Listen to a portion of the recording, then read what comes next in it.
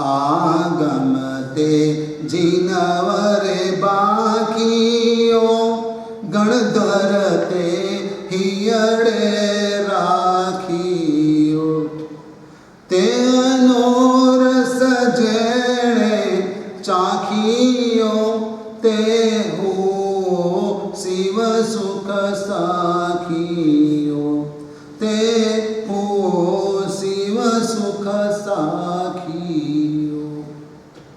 एक चोर था और जहां तहां हाथ डालता और चोरी कर लेता था।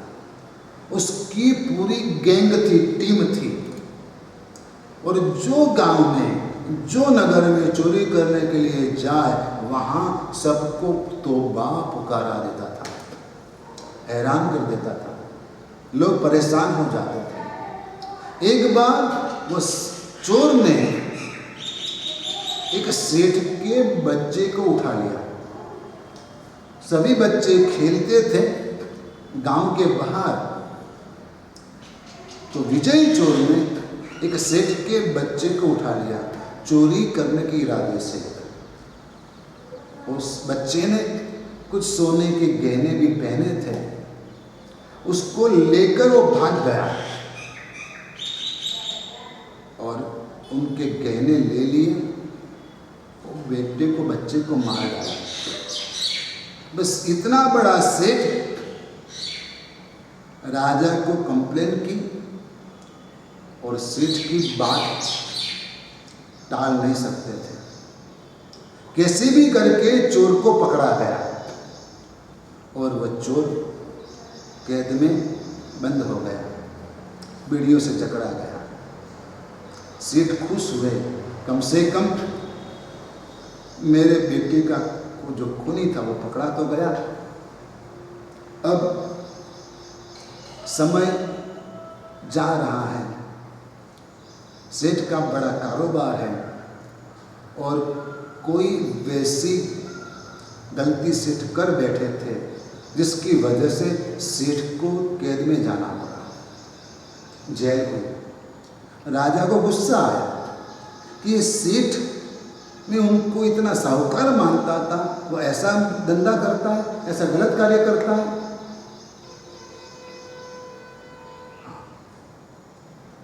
और राजा ने वो सेठ को उनके बेटे के खूनी के साथ एक ही कोठरी में डाला। इतना ही नहीं, एक ही जंजीर से दोनों को बांध दिया। सेठ को इतनी सुविधा थी कि भोजन उनके घर से आता था, जबकि चोर को कैद खाने का ही सड़ा हुआ भोजन मिलता था। अब सेठ खाना खाते हैं लेकिन कैद में खाना पसंद नहीं आता, खाने का मन नहीं होता। थोड़ा बहुत खाते बाकी फेंक देते, थोड़ा बहुत खाते बाकी फेंक देते। एक दिन विजयी चोर ने सोचा कि सेठ खाना फेंक देते हैं, मुझे कैद का खाना पड़ता है। उसने सेठ को कहा, सेठ आप ये खाना फेंक देते हो, थोड़ा मुझे तो दीजिए, ये कैद का खाना पसंद नहीं आता। सेठ ने गुस्सा करके कहा, तू मेरे बेटे का खूनी, क्या मैं तुझे खाना दूंगा? कुत्ते को फेंक दूंगा लेकिन तुझे नहीं दूंगा। चोर चुप हो गया, कुछ नहीं बोला। दूसरे दिन सुबह सेठ को लेटरिन जाना हुआ। चोर को कहते, चल भाई मुझे जाना है। चोर कहता है, सेठ तुम जाओ, मुझे नहीं जाना। दोनों एक ही जंजीर से बंधे हुए हैं, क्या होगा? सेठ ने कहा, भाई साहब चल, हालत बुरे हो जाएंगे मेरे। चोर ने मौका देकर कहा कि मुझे आप खाना देंगे रोज तो मैं साथ में चलता हूं, नहीं तो नहीं आऊंगा। मौका देख लिया था और सेठ को मजबूरी से हाँ बोलना पड़ा। काम निपटाया, घर से भोजन आया, सेठ ने पहले चोर को दिया, बाद में खुद खाया। यह बात सेठानी तक पहुंची, लेकिन सेठानी क्या कर सकती है? कुछ समय बाद सेठ जमानत पे छूटे, घर गए, सेठानी तो मुंह चढ़ाकर बैठ गई, सामने भी नहीं देखा, स्वागत भी नहीं किया। सेठ ने कहा क्यों, क्या बात है भाई? तब सेठानी ने गुस्से से कहा मैं आपके लिए भोजन भेजती थी, आप कैसे बाप हो कि बेटे के खूनी को खिलाते थे? तब जाके सेठ ने असल बात बताई कि हुआ ऐसा था और यह प्रॉब्लम था। मैं कोई खुशी से बेटे के खूनी को खाना नहीं देता था, बेटा तो मेरा भी था, लेकिन ऐसी मजबूरी थी और मजबूरी के मारे मैं चोर को खाना देता था। शास्त्रकार भगवान कहते हैं वह सेठ यानी तू खुद, तेरी आत्मा। सेठ माने कौन? तेरी आत्मा। और चोर यानी ये तेरा शरीर, तेरी बॉडी, तेरा देह, क्योंकि यह देह तेरी आत्मा के गुणों को खत्म कर रहा है। लेकिन उसकी सहायता भी तो आवश्यक है। शरीर माध्यम खलु धर्म साधन, शरीर धर्म का एक साधन है। यदि इसका ऐसे उपयोग करो तो इसलिए उसको ठिकाना भी जरूरी है, इसलिए उसको खाना देना भी जरूरी है। लेकिन एक बाप अपने बेटे के खूनी को जो मजबूरी से खाना देता है, ठीक वैसे साधक आत्मा, तपस्वी और साधु अपने शरीर को वैसी मजबूरी से खाना दे। खाने में आसक्ति नहीं होनी चाहिए। यह इस कथा का मोरल है, संदेश है कि शरीर को इतना मत पंपालो, इतना मत संभालो, शरीर को उसकी जगह पे रखो, उसका उपयोग कर लो। आप जितनी जैसी आदत डालोगे ये शरीर वैसा ही करेगा। आप 10 बार खाने की आदत डालोगे वो 10 बार मांगेगा, और आप उपवास करने की आदत डालोगे तो वो भूखा भी रहेगा। काया छे माटी समी घड़िए तेम घड़ा है। ये काया तो मिट्टी जैसी है, और कुम्हार मिट्टी को जैसा जैसा रूप देता है वैसा बर्तन बन जाता है। ठीक वैसे इस शरीर का उपयोग साधक को अपनी साधना में सहायता हेतु करना चाहिए, और उसके लिए उसको पुष्ट करना चाहिए, संभालना चाहिए। बात खत्म। भगवान महावीर कभी कभार ऐसी कथाएं बताकर उपदेश दे देते थे, और लोगों को यह बात सरलता से मन में उतर जाती थी। वहाँ तक कि साधुओं को भी यह बात अच्छे से समझ में आती थी, और प्रसन्न हो जाते थे कि वाह क्या बात कही भगवान ने, कितनी अच्छी बात बता दी, बहुत बढ़िया। लोग भगवान को ऐसी बातें सुनकर बार बार नमस्कार करते थे। कई कथाएं इस ज्ञाता धर्म कथांग सूत्र में है, और एक कथा है कि एक आचार्य भगवंत थे, गुरु महाराज थे, उनके कई शिष्य थे, बड़े ज्ञानी थे, लेकिन उनका स्वास्थ्य बिगड़ गया। स्वास्थ्य बिगड़ने की वजह से उपचार करने के लिए कोई एक जगह रुके।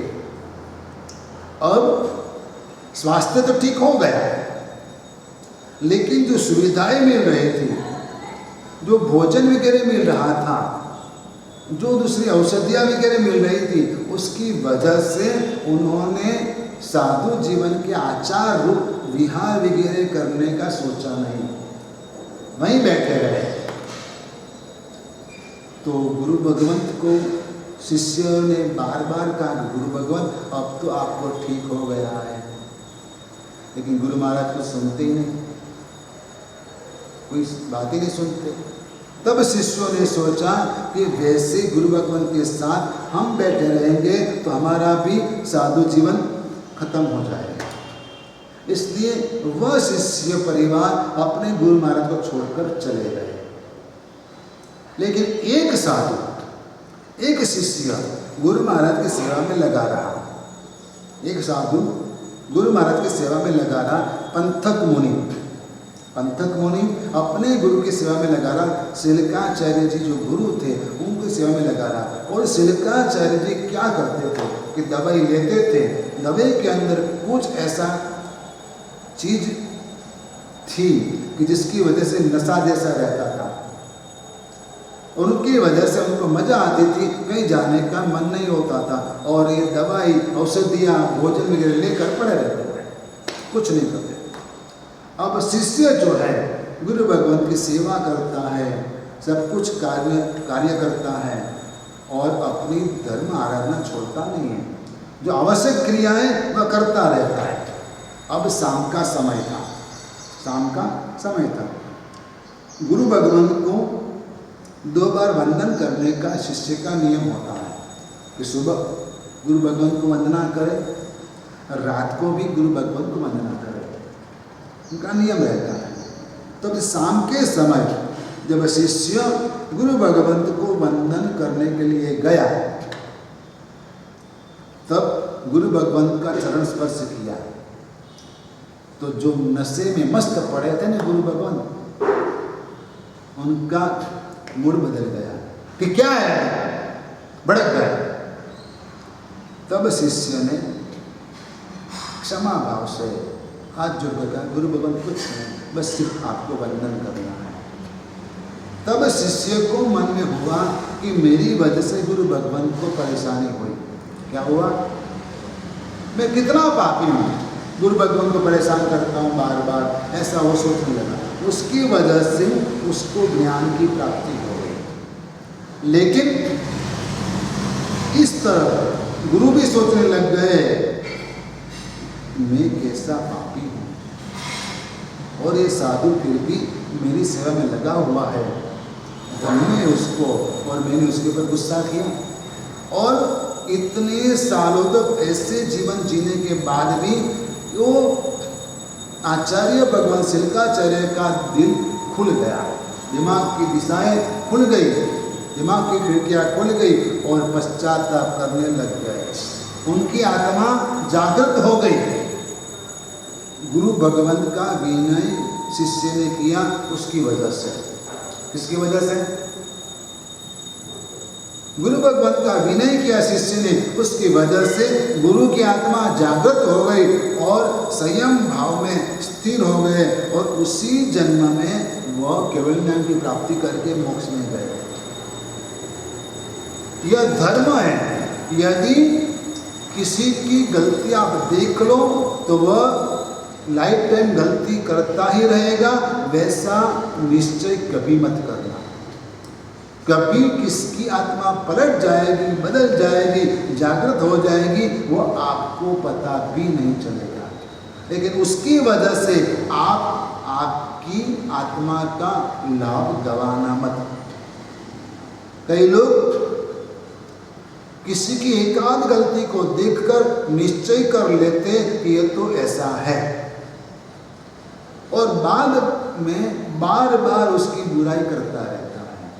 और बुराई करने से खुद का कभी भला होना नहीं है। आप दूसरों की बुराई करोगे तो आपका भला होगा, वह मानना बहुत बड़ी गलती है। दूसरों की बुराई करके आप दुनिया में बड़े और महान पेश आओगे। कुछ समय के लिए लोग मान भी लेंगे, लेकिन ज्ञानियों की नज़र में तो आप गिरे हुए रहोगे। इसलिए आपकी लाइन बड़ी करने की कोशिश करें, दूसरों की लाइन मिटाने का प्रयास कतई ना करें। आपकी ताकत है तो किसी को सहायता करो, लेकिन किसी की टांग खींचने का प्रयास मत करो। धर्म आपको यह बोध देता है, धर्म कथाएं आपको यह बोध देती है कि आप कोई भी आत्मा हो। जैसे कि वो लुटेरा जो वाल्मीकि बन गया, वो कैसा था, उनका जीवन कैसा था, फिर भी जब उसका जीवन बदल गया तो वो संत कहलाने लगा, सन्यासी कहलाने लगा, लोग पांव पड़ने लगे। इसलिए कोई निश्चय करके बैठ मत जाना। और एक कथा है कि दो दोस्त घूमने के लिए निकले, चलते चलते चलते जंगल में चले गए। उन्होंने देखा एक पेड़ के नीचे मोर के अंडे हैं, मोर के अंडे हैं। दोनों ने सोचा चलो ये अंडे घर ले जाते हैं, और अपने घर में बाहर गार्डन के अंदर कोई पेड़ के नीचे खड्डे में डालकर उसके ऊपर पत्ते बिगड़ रख देंगे, और मोर का बच्चा होगा, हमारे आंगन में खेलेगा, बहुत अच्छा लगेगा। तो ऐसा सोचकर वो मोर के अंडे लेकर घर चले। एक दोस्त ने ऐसा किया, पेड़ के नीचे खड्डा खोद के उसके अंदर अंडा रखा, ऊपर पत्ते डाल दिए। दूसरे ने भी ठीक वैसा किया। अब दोनों बच्चा होने की इंतजार में हैं, लेकिन एक जो दोस्त था, युवक जो था, वह रोज खोल के देखता था, अंडा हाथ में लेता था, बच्चा हुआ कि नहीं हुआ, अंडे में कितना चेंज हुआ, ऐसा देखते रहता था। हुआ ऐसा कि कुछ समय के बाद एक मित्र के यहाँ, एक युवक के यहाँ मोर के बच्चे का जन्म हुआ। उसके आंगन में मोर खेलने लगा, लेकिन दूसरे के यहाँ मोर का बच्चा पैदा नहीं हुआ। उसने पूछा कि भाई तेरे यहाँ बच्चा हुआ, मेरे यहाँ क्यों नहीं हुआ? तब मित्र ने कहा कि तू बार बार उसको हाथ में लेकर देख रहा था, उसकी वजह से वो अंडे का जीव मर गया और बच्चा पैदा नहीं हुआ। भगवान कहते हैं कि जो श्रद्धा रखता है उसको फल की प्राप्ति होती है, लेकिन जो शंका रखता है उसको धर्म के फल की प्राप्ति नहीं होती है। जैसे एक युवक को मोर के अंडे में से बच्चा मिला, दूसरे को नहीं मिला। अंडा तो दोनों को मिला था, दोनों लेकर आए थे, धर्म तो दोनों लोग कर रहे हैं, लेकिन एक श्रद्धा से कर रहा है और दूसरा शंका रखता है कि मुझे धर्म का फल मिलेगा कि नहीं मिलेगा। तो शंका रखना धर्म में, धर्म के फल में शंका रखना, भगवान की वाणी में शंका रखना, जिन वचन में शंका रखना, वह तो सम्यत्व का दूषण है। श्रद्धा परम दुर्लभ है। श्रद्धा रखना बहुत बड़ी चीज है। आप धर्म के प्रति श्रद्धा रखना, शंका कभी मत रखना। कुछ प्रश्न पैदा हो जाए, कोई बात समझ में न आए तो गुरु भगवान को आप पूछ लेना, लेकिन शंका मन में मत रखना। दो काजबा होता है, पानी में घूमने के लिए निकले। सोचा कि चलो तालाब के किनारे जाते हैं, कहीं तो थोड़ा घूम फिर के वापस आते हैं। दोनों निकले और वो दोनों के ऊपर श्रृंगार की नजर पड़ गई। श्रृंगार देख गया कि दोनों कहीं जा रहे हैं, तो वो तो लपक के मारने के लिए तैयार हो गया। तो दोनों कछुए ने अपने शरीर को कोचले में कैद कर लिया और छुपकर बैठ गए। सोचते हैं कछुए की श्रृंगार भाग जाएगा, बाद में हम चलेंगे, तब तक ऐसे बैठे रहते हैं। लेकिन श्रृंगार भी बड़ा बदमाश होता है, वो पेड़ के पीछे छुप गया। वो सोचता है कि ये अपना शरीर, अपना अंग बाहर निकालेगा, लपक के मार के खा जाऊंगा। और दोनों कछुए वैसे छिप कर बैठे हैं। उसमें से कछुआ सोचता है कि बहुत टाइम हो गया। क्या सोचता है? बहुत समय हो गया है, देखे तो सही, अब तो श्रृंगार चला गया होगा। तो वो थोड़ा सा यूं करके कुचले में से बाहर निकलता है, श्रृंगार लपक के उसको मार डालता है, खा जाता है। जो कछुआ अपने आप को संभल कर बैठा है वो बच जाता है। बात कुछ समझ में आई? जो मनुष्य अपनी इंद्रियों को संयम के कोचले में संभल कर रखता है वो बच जाता है। जो मनुष्य इंद्रियों की लोलुपता के लिए भटकता रहता है वो मर जाता है। समझो, भगवान महावीर ने जो उपदेश दिया है, आपकी इंद्रियों को आप काबू में रखें, संयमित रखें। आग है जो इंद्रियां और उनके विषय आग जैसे, और आग में घी कितना भी डालोगे कभी भी वो आग बुझने वाली नहीं है। खुजली है, इंद्रियों का विषय खुजली जैसे है, और खुजली कितनी भी निकालोगे कभी भी उसकी शांति नहीं होगी। हो सकता है खुजली निकालते निकालते आपका खून बाहर आ जाए, लेकिन कभी भी खुजली शांत नहीं होगी। खुजली शांत करने का उपाय यह है कि उसको खुजा लो मत, उसको निगलेक्ट करो, उसके सामने देखो ही मत, ध्यान भटक और कहीं जगह ले जाओ। डॉक्टर्स क्या करते हैं? खुजली निकालने को कहते क्या? नहीं कहते। वो तो वैसी दवाई देते हैं कि ताकि आपको नींद आ जाए और खुजली मिट जाए। ऐसी गोली देते, ऐसे टैबलेट देते। तो बस आपके इंद्रियों के विषय खुजली जैसे है, उसका दमन करना ही पड़ेगा। इंद्रियों का दमन करना ही श्रेष्ठ मार्ग है। इंद्रियों का पोषण मत करना। इंद्रियों का पोषण करते हुए तो कितने जन्म निकल गए। आप कितना भी सेंट परफ्यूम लगाओ, 2-4 घंटे के बाद यह बॉडी दुर्गंध ही देगी। कितना ही मेकअप लगाओ, लेकिन 2 घंटे के बाद सब मेकअप नीचे उतर आएगा, पसीने के साथ सब खत्म हो जाएगा।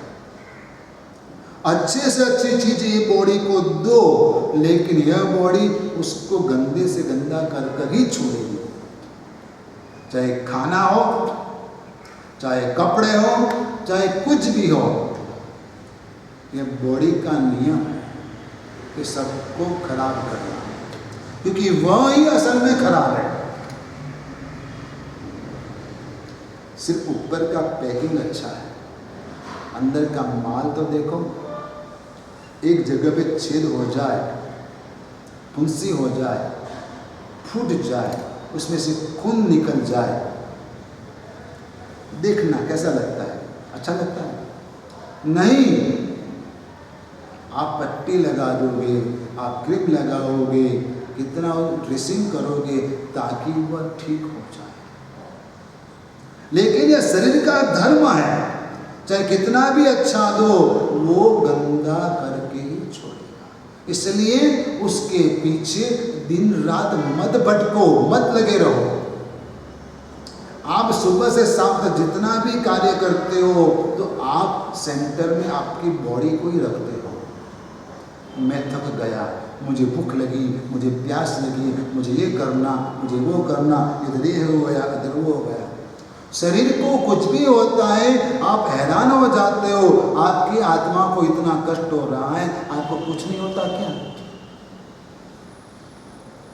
एक थोड़ा सा नन्हा सा सफेद दाग निकल आया यदि शरीर के ऊपर, तो आपके हाल क्या होते हैं? लेकिन तेरी आत्मा के ऊपर कितने काले धब्बे लगे हुए, उसका तो इलाज कर। शरीर का इलाज करने के लिए तो कई जन्म है, लेकिन आत्मा का इलाज करने का जन्म तो सिर्फ यही मनुष्य जन्म है। धर्म करने की जगह, धर्म करने की सानुकूलता सिर्फ मनुष्य जन्म में प्राप्त होती है। बाकी कोई भी गति में धर्म करने की संभावना नहीं होती जितना मनुष्य जन्म में होती है। इसलिए तुझे यह मौका मिला है तो यह मौका तू गवाना मत। हम क्या करते हैं, बातों बातों में मौका गवा देते हैं। यही सोचते कल करेंगे, कल करेंगे, कल करेंगे। धर्म करना है तो आज कर ले, धर्म करना है तो आज कर ले। अच्छा कार्य कोई भी करने का तेरा मन हुआ तो अब भी कर लेना, कल के ऊपर टालना मत, क्योंकि कल तेरा दिमाग पलट जाएगा, तेरी सोच बदल जाएगी, तू नहीं कर पाएगा। लेकिन अच्छे कार्यों को तो आज ही कर ले। यदि कोई गलत कार्य करना तेरा दिमाग में आया है तो वो कल के ऊपर छोड़ दे, तो कल करेंगे, आज मत करो। लोग वैसा सोचते हैं कि धर्म कल करेंगे, आज करे सो कल कर, कल करे सो परसों, इतनी जल्दी क्या है, जीना है परसों। ऐसा सोच मत रखना, लेकिन सोच ऐसा रख कि आज करे सो अब। हाँ? आज करने का विचार आया तो तू अभी कर ले, क्योंकि पल में प्रलय हो जाएगा, फिर करेगा कब? कब तेरी मौत आ जाएगी तुझे पता भी नहीं चलेगा। इसलिए तो आज ही धर्म आराधना कर। जंगल के अंदर कई घोड़े रहते थे, अश्व और मस्ती से रहते थे, अलमस्त थे। राजा को खबर मिली इस जंगल के अंदर बहुत अच्छे अच्छे घोड़े हैं। तो राजा ने अपने सैनिकों को कहा कि जाओ ये जंगल के अंदर और वहीं से अच्छे अच्छे घोड़े को पकड़ कर ले आओ और उसको ट्रेन करो, अपने सैन्य में जोड़ दो ताकि युद्ध में हमारा बल बढ़ जाए। राजा के सैनिक ये घोड़ों को पकड़ने के लिए जंगल में गए। अब इतने तेज तोखार घोड़े हाथ में आते क्या? ऐसे तो आएंगे नहीं। तो राजा के सैनिकों ने क्या किया कि वो घोड़ों को फंसाने का तरीका सोचा और उनको जो पसंद आता है वैसी चीजें रास्ते में रख दी गई। घोड़ों को खाने के लिए दूसरी चीजें, फिर जो पानी था पानी में भी दारू डाल दिया, वैसा सब किया और संगीत की आवाज वगैरह कई बातें उसने रास्ते में खड़े कर दी और घोड़ों को आकर्षित किया, भगाया। घोड़े फंस गए, जो फंसे वो राजा के बंधन में आ गए, जो फंसे नहीं वो बच गए। यह संसार तुझे फंसाने के लिए तैयार बैठा है। घोड़ों के जैसे जो आत्मा 5 इंद्रियों के विषय में लिप्त होता है वो फंस जाता है, बंधन में आ जाता है, और जो 5 इंद्रियों के विषय में फंसता नहीं है वह अपने आप में स्वतंत्र रह पाता है। आपको बंधन में रहना है कि स्वतंत्र रहना है?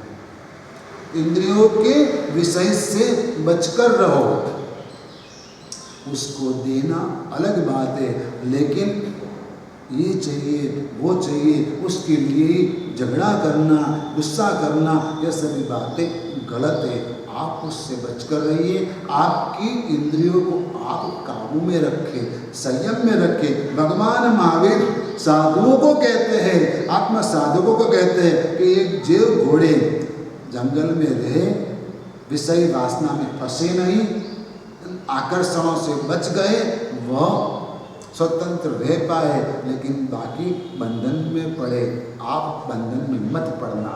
बस इतना कहकर प्रवचन पूर्ण करता हूँ। धर्मलाभ आशीर्वाद।